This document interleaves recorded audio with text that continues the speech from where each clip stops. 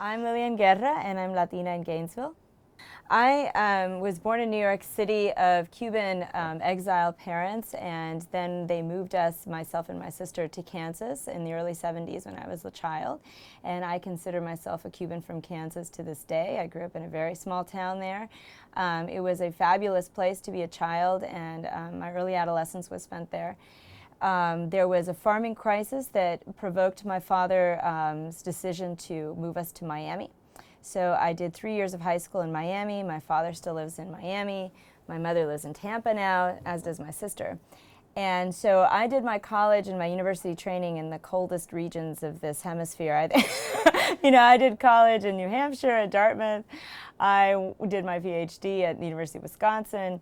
And then I spent a long time teaching in the Northeast as a scholar, and decided in part to move back here, to move to where my family was, because this is a place that values the Caribbean automatically. There are a lot of students who are from the Caribbean, both the Anglophone, the Francophone Caribbean, as well as the Spanish-speaking Caribbean.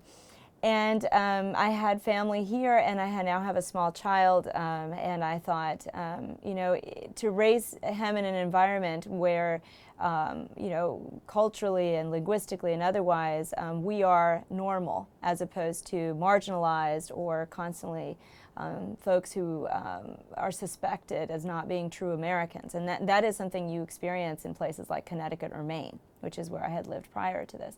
I wanted to raise him in a place where speaking Spanish and being with other people who speak Spanish is normal, and that he would be proud of that.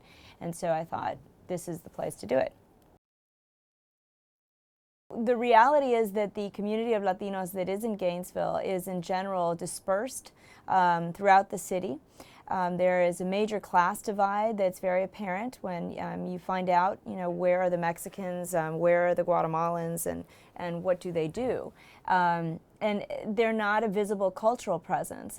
They may be an important part of our economy, but they're not highly visible. You have to really seek the restaurants and businesses that serve them to find them. And that, of course, is what Latinos have been doing for more than 100 years now, is anchoring themselves in communities and then creating social networks through these kinds of places like stores. But it's still the case that we don't have a very big visible presence. And I say that because I'm a resident of the city as opposed to a student or just a member of the University of Florida faculty.